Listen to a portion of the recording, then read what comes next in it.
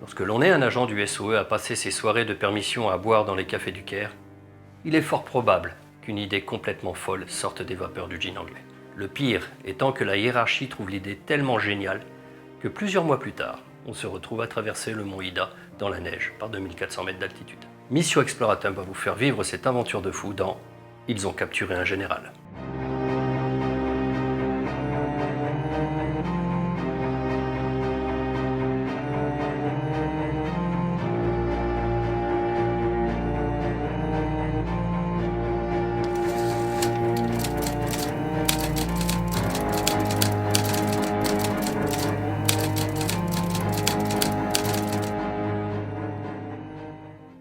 Un soir de 1944, deux officiers du SOE britannique devisent dans un café du Caire en Égypte. Ils sont en permission, après une longue période passée au front, et se creusent la tête pour trouver un sale coup qui pourrait bien jouer aux Allemands. Tout à coup, mais oui, quelle idée lumineuse! Et si on capturait un général? À première vue, une telle entreprise est insensée. Mais tant au Caire qu'à Londres, les autorités militaires britanniques et le SOE se montrent favorables à ce projet. Le SOE cherche à déstabiliser la Crète. La cible est le général Friedrich Wilhelm Müller, tristement célèbre pour ses massacres de populations civiles. Donc, par une nuit de février, un avion britannique survole un maquis dans les montagnes de Crète.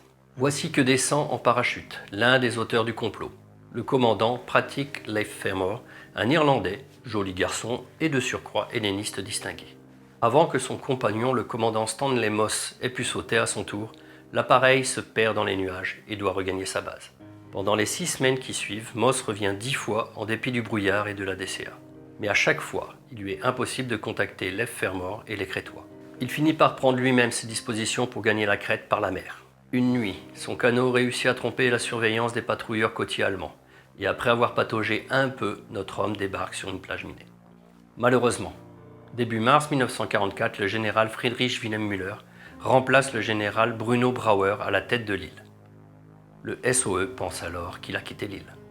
Une nouvelle victime est choisie, un membre distingué de la Wehrmacht, un des héros de Leningrad qui pour le moment commande une division en Crète, le général Karl Kreipe. Sa capture bouleverserait certainement les plans du haut commandement allemand en Méditerranée. Leif Fermor et sa bande de montagnards crétois, avec des têtes de forbans, l'attendent pour l'aider à transporter à travers les brisants le chargement de fusils et de munitions qu'il a amené. Dans l'obscurité la plus noire, ils commencent à grimper les sentiers de chèvres pleins d'embûches qui doivent les conduire à leur première cachette. En plein jour, une telle ascension eût été difficile. Mais de nuit, c'est un véritable supplice. À 4 heures du matin, ils atteignent enfin la grotte, les pieds en sang, le corps couvert de bleu, tant ils ont fait de chute. Pendant 2 autres nuits, la troupe s'avance en direction du nord, par-delà les sentiers où les Allemands patrouillent. Le jour, ils se cachent chez les villageois. Moss et Leif Fermor passent leur temps à lire des livres d'enfants et des recueils de poèmes. Leif Fermor se passe les moustaches au bouchon brûlé, enfile un pantalon en lambeaux et se noue un mouchoir autour de la tête. Puis il descend à Héraclion, capitale de la Crète, où il doit rencontrer un maquisard nommé Miki Akoumianakis. Nul n'est mieux renseigné que Miki sur les faits et gestes du général Kreipe, pour la bonne raison qu'ils habitent porte à porte. Bien vite, Leif Fermor se rend compte qu'il n'est pas question de tenter une descente à la résidence du général. La villa est entourée de 3 rangées de barbelés parcourus d'un courant électrique. De plus, elle est gardée par un peloton et par des chiens. Pendant les 4 jours suivants, le jeune Irlandais surveille la place depuis la fenêtre de Mickey, jusqu'à ce qu'il soit en possession de l'horaire précis du général. Tous les matins, le général quitte sa villa pour se rendre en voiture au quartier général à 8 km de là. Tous les soirs, il rentre après la tombée de la nuit. On pourra donc un soir le kidnapper dans sa voiture. Leif Fermor et Mickey trouvent l'endroit idéal pour une attaque à main armée. Un tournant en épingle à cheveux, si brusque que tous les conducteurs sont obligés de freiner et de changer de vitesse. Leif Fermor retourne à sa cachette pour y tenir un conseil de guerre avec Moss. Leur plan nécessite 12 hommes, 8 dans les fossés qui bordent la route et 4 en avant-garde pour signaler l'arrivée du général.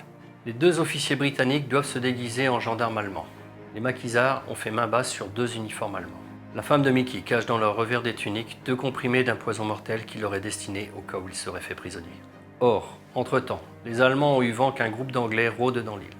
Aussi nos hommes doivent-ils toutes les nuits cheminer péniblement dans la montagne pour gagner une nouvelle cachette. Ils dorment dans des grottes ou des greniers. Un jour, ils sont dans une soupente, leur mitraillette braquée sur la porte, tandis qu'en bas, 4 Allemands frappent avec fracas pour demander à manger. Le 23 avril, les préparatifs sont achevés. Le coup de main est prévu pour la nuit suivante. Mais voilà, le général Kreipe change ses habitudes. 3 soirs de suite, il rentre chez lui en plein jour, comme s'il soupçonnait quelque chose. Le soir du 26 avril, 4e soir, les officiers anglais voient le jour décliner, puis la nuit tomber, sans que le général se soit annoncé. C'est bon signe.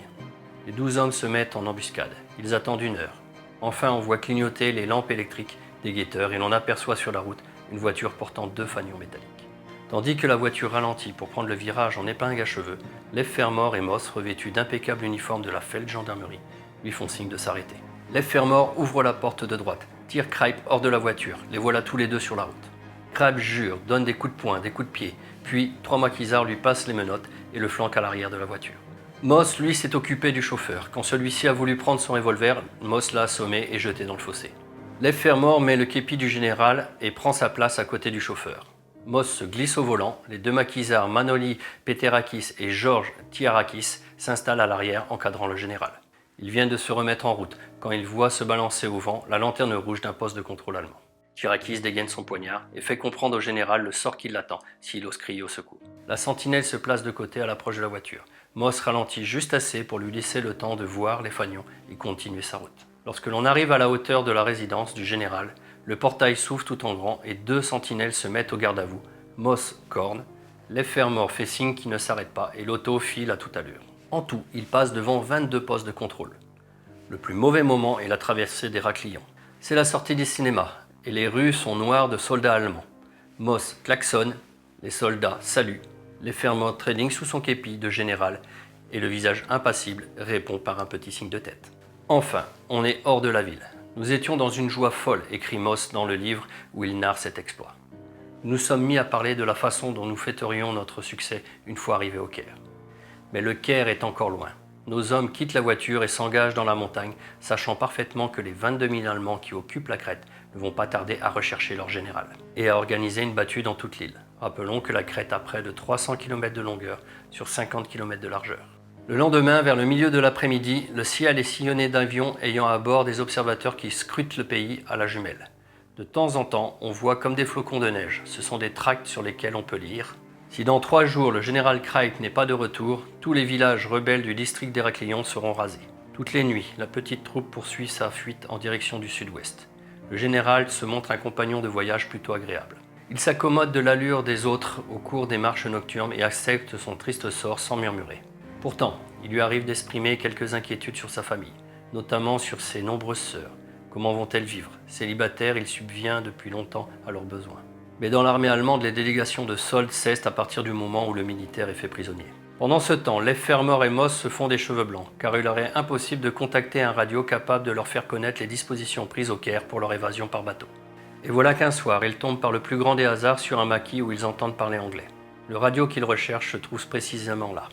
Ils essayent de transmettre leur message, mais rien à y faire, son appareil est détraqué. S'ils ont eu de la chance au début, maintenant il semble bien que ce soit fini. Ils envoient des estafettes aux 2 autres radios de l'île. Ils leur demandent de transmettre un message au Caire. Mais ces 2 hommes sont loin, et les Allemands ont entrepris des battues massives dans les montagnes. Un après-midi arrive un message urgent. Un des maquisards le traduit à la va-vite. Des camions bourrés de soldats allemands se préparent à encercler la montagne où ils se cachent. Il leur faut donc immédiatement se frayer un passage vers la côte s'ils ne veulent pas être pris. Pour cela, ils doivent faire de nuit et en toute hâte l'ascension du mont Ida, 2500 mètres d'altitude. Ils partent au crépuscule, ils grimpent pendant 12 heures. De la neige fraîche cache de profondes crevasses. Les voilà enfin au sommet.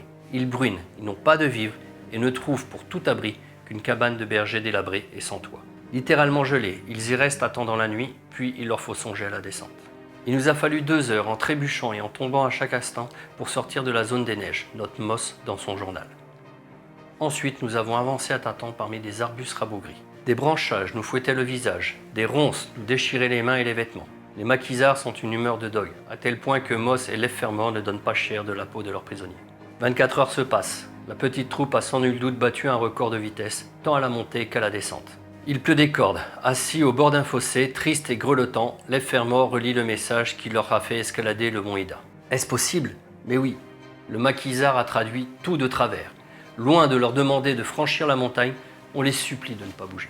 Autre coup de malchance, quand ils arrivent sur la plage où ils ont projeté d'attendre qu'on vienne les aider à s'évader, ils y trouvent un campement de 200 Allemands. Tous les plans sont à réviser. Enfin, on parvient à repérer une radio et on propose un autre rendez-vous.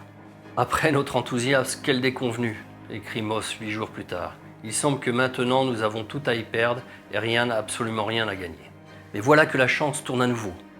Au moment même où les Allemands resserrent leur étreinte, un assassin et 2 voleurs de moutons se joignent au petit groupe. Je n'ai jamais vu regard plus faux, écrit Moss. Et comme ils n'ont pas leur pareil pour connaître les moindres pistes de la région, ce sont pour nous des guides hors pair. Et nos ravisseurs de continuer avec cette aide nouvelle leur jeu de cache-cache avec les Allemands. Il y a près de 3 semaines qu'ils mènent cette existence de fugitifs quand, dans la nuit du 14 mai, ils sont réveillés par un messager. Un bateau viendra vous prendre demain soir sur la plage de Rodakino.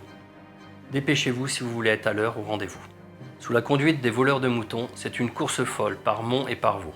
À midi, ils arrivent sur une colline qui surplombe la plage.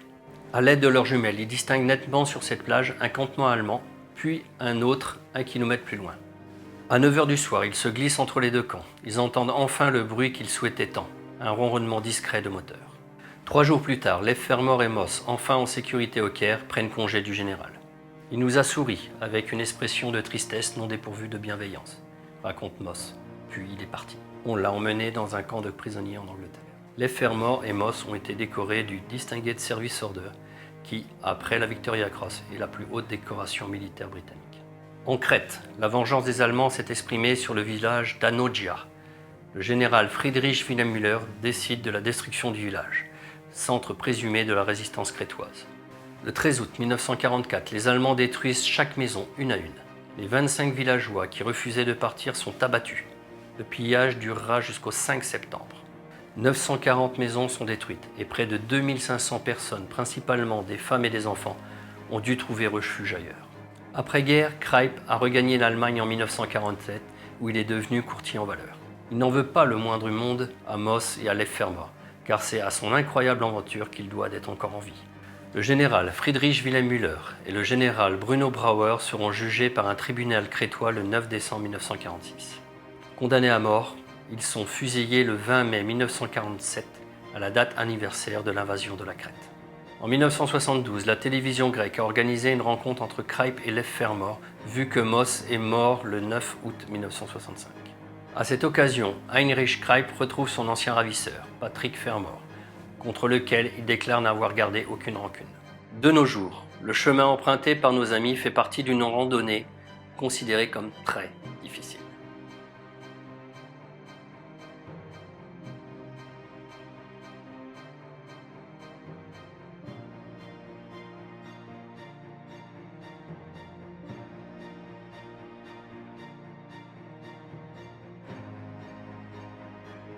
Si vous avez aimé cette histoire, n'hésitez pas à lui mettre un pouce bleu. Si vous voulez d'autres histoires du même type, abonnez-vous à la chaîne et pensez à activer la cloche pour suivre nos futures publications. Encore merci à vous, vous qui nous suivez.